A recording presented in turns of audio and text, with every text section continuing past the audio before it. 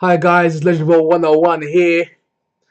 This time with Altered Carbon Season 1, Episode 1 review.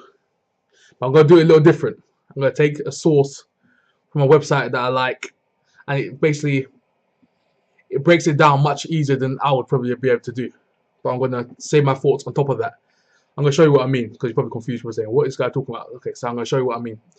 But remember to follow me on Twitter, Facebook, Instagram.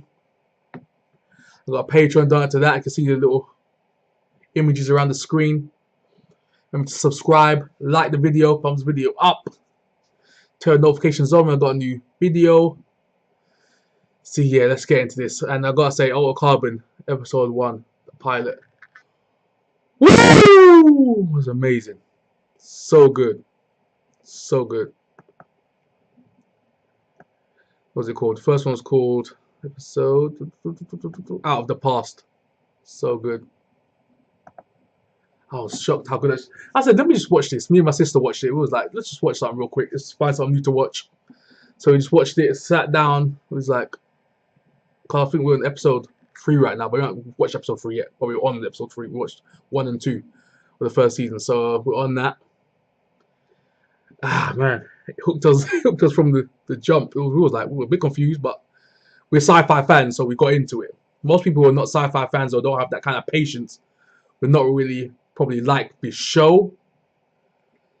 But anyone who's into thrillers, sci-fi, mystery, anything's into that, that's a wait until the end to find out the real answers and stuff. So if you're like that, this show is for you.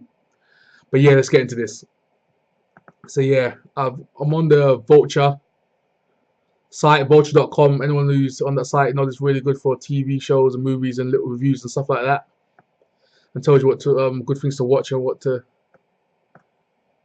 react to. So yeah, so it talks about Altered Carbon. So yeah, I'm gonna read off. They gave it a 4 out of 5, the first episode, the show. But I'm gonna tell you what I rated it afterwards. So yeah, it says Altered Carbon plunges us into a pseudo-philosophical cyberpunk vision of the future, which it does. One clearly inspired by the work of Philip K. Dick, Ridley Scott, and the Wachowskis. Yeah, Matrix. So yeah, there is that. But pulling primarily from the novel of the same name by Richard K. Morgan. Yeah, because based off a novel, by the way, if you didn't know, based off a book. This is Netflix throwing its weight into action-heavy, high-budget TV sci-fi anchored by another solid performance from The Killings, Joel Kinnaman, and intriguing mystery at its center. Oh, he is intriguing. It's a fast-paced premiere, one that presents the basic tenets of this world along with some very impressive visuals. While not skimping on the look, we're not on network TV. Levels of nudity and violence. Yeah, it does have nudity and violence in it. And swear words. Yeah. In other words, Altered Carbon promises something ambiguous right off the bat. We will soon find out if it delivers on their promises. Or it delivers. But at the end, we don't know. Out of the Past, which is the first episode, opens with a body seen floating from below, intercut with someone else showering. We'll learn that they are the same person, even though they don't physically look the same. They are both Takeshi Kovacs, a highly skilled assassin known as an envoy. Yeah, this is imagine watching the show. Just listen to me. You're gonna hear certain words, and you're probably gonna be like, "What is this guy talking about?" Certain words. You have to watch the show, and as it progresses, it explains what's going on and who they are. So you have to bear with me and bear the show on that. But Takeshi Nishiwa is in the relatively near future, and he's about to be set upon by a dozen heavily armored men. He takes a few out, but they kill his partner and then blow him to bits. It's mad. But in this future, the body is just a shell. People can be re-sleeved. Basically, they can put their minds up with bodies. Their memories and personalities kept in a stack, like a little chip, at the top of their spine. And that's exactly what's going to happen to Tak, short for Takeshi. Around 250 years later, Kovacs wakes up in a very different sleeve, different body. After shying off the slime from his new body and grossly pulling the tube from his esophagus, he undergoes orientation. We learn more about this world and the process. He may suffer from hallucinations for a bit, and the best way to really kill someone is to blow out their cortical stack. These scenes feel a bit too explanatory for my taste, but that's what Vulture's saying. It would have been nice to start the show a bit more mysteriously. The word Steve is pretty self-explanatory if you think about it, which it is. But do we get a glimpse of the show's deeper moral questions? We see a family startled that their 7-year-old is now in the sleeve of a middle-aged woman. Oh yeah, that scene was good. So basically, these prisoners, they get released, or like or someone who's deceased gets released to the public. The government just releases them, and they put them in a body. But if they don't have enough money, they get put in a less than stellar body, if you know what I'm talking about. It will probably be a little girl, but they can't pay for it. They'll probably put it in an old, decrepit body to say, oh, you can't pay. If you get more money later, then you can upgrade the body. So, yeah. Basically, we see a family starve. Some of yeah, I read that bit. As well as protesting in the front of the clinic against the very concept of sleeving. So yeah, there's protests and stuff. So that people should be sleeving people. There should be one life, and that's it. There's like religious zealots out there. So yeah, there's that. This is so complex. There's always stuff on top of stuff, layers on top of layers on top of layers, which I like about this show. As you might imagine, religion doesn't sit well with reincarnation on demand. Yeah, I'm a religious person, and I love this show, and it makes sense. In fact, the church has decreed that re-sleeving immediately condemns a soul to hell. Even that re-sleeving is to tell the cops who murdered you. Tough. So why has a legendary envoy like Takeshi Kovacs been re-sleeved? It turns out he's essentially now the property of a very rich man named Lawrence Barcroft, played with appropriate sleazy charm by James Purefoy. Anyone who doesn't know who James Purefoy is, go back and watch Solomon Kane and The Following, the TV show with Kevin Bacon. Yeah, epic. Both of them. An officer named Christian Ortega, Martha Higareda. Yeah, she's a cop. She plays a cop in the show. She's Hispanic. He's driving tack to his new master, allowing for some noirish dialogue and a good look at the Blade Runner-esque world. Yes, it is that Blade Runner. Yes, if you watch the show, you know exactly what they're talking about. They hover above the rainy, cold city to a house in the sky, blue sky and sunshine above, clouds and rain below. It's a caste system, but not unlike Snowpiercer. Oh, I love that movie. Snowpiercer is amazing. But vertical instead of horizontal. The rich build homes in the sky to avoid the clutter of common man. So basically the rich don't care about the rest of humanity. They live in the clouds. That's what Tower of Babel storyline. They live in the clouds. The lowly humans are beneath them. They live on the ground.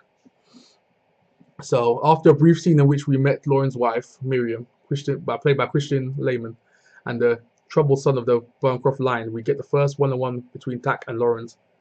And the real mystery kicks in. Lauren wants Tack to solve his own murder, so basically someone killed him. He's still alive because he backs up stacks to a satellite every 48 hours, which is smart. 10 minutes before backup, Lawrence was shot or shot himself. The cops believe it was the latter, but something doesn't look right. If he wanted to be dead, he would be. At first, Kovacs isn't interested. Why help a member of the futuristic 1%? Yeah, the rich. He'll just go back on ice. Basically, says he's going to put himself back on ice. And doesn't want to have nothing to do with this. So back on the ground, Kovacs has a vision of his sister, played by the always welcome Dishan Lachman. What's to live for? Kovacs goes on a bit of a bender, reaching sensory overload from a world with virtual reality ads that appeal directly to him. In the chaos, he sees an ad for the Raven Hotel, and that's where he ends up after being saved from the chaos by Officer Ortega, the Hispanic cop, who has clearly taken interest in the strange newcomer. Yeah, she's oddly interested in this man. She constantly follows him around for this episode and the one after that. So yeah, you gotta watch this cop woman. She's very integral to the story, which I've seen in episode 1 and 2. First, they chat at a strip club, and he reveals one of his nicknames used to be called Ice Pick. They talk about the case, and there appears to be an old personal grudge between Ortega and Bancroft. Kovacs still can't quite care. Yeah, there's a little grudge thing going on with the Hispanic cop, Ortega, and Bancroft, the 1% master. The Immortal, as I call him. I call him the Immortal. Then he gets to the Raven where he meets a charming AI named Poe, played by Chris Connor. And this character is very well played by the actor called Chris Connor. Poe is he's like an Edgar Allan Poe character, but he's like a owner of this bar. He's basically part of the bar, AI, and he can do anything he wants with it. Pro promises food view, private entertainment, and no fancy beyond reach. Just as Kovacs is about to pay, he has a gun pointed to his neck by a killer played by Tama Pinnicket of Battlestar Galactica fame.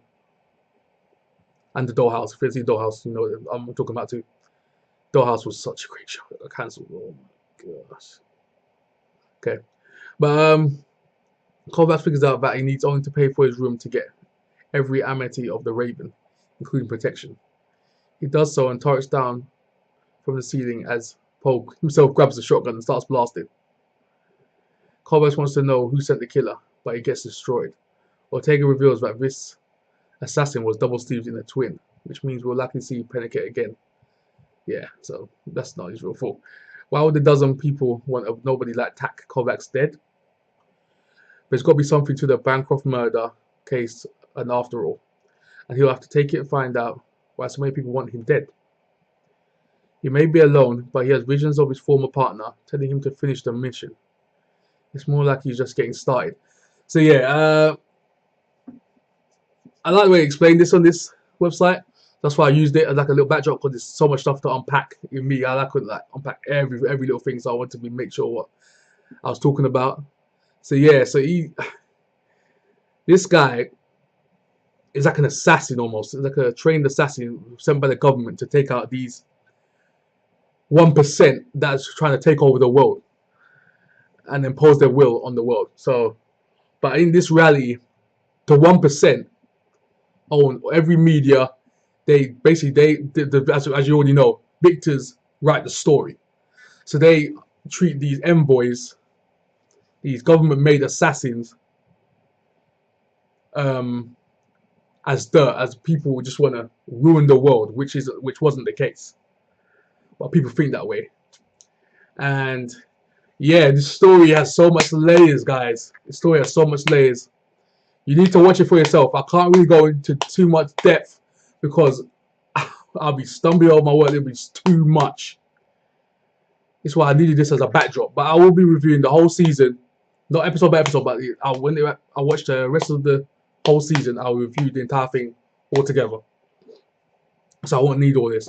So yeah, this is me done. Leave a comment down below. Tell me what you guys think about the show, about my review. Yeah. Remember to follow me on Twitter. I have a Facebook, Instagram. Follow me on there at Legend101. You can see on the screen. Remember to subscribe. Thumb this video up. Give me a like. Give me some likes. I need the likes so people can be seeing more. I've got a Patreon as well. Donate to that if you can. I'm do as much content as I can now to give you guys more stuff to look at and more stuff to enjoy. So yeah, this is Legend101 signing out. Peace.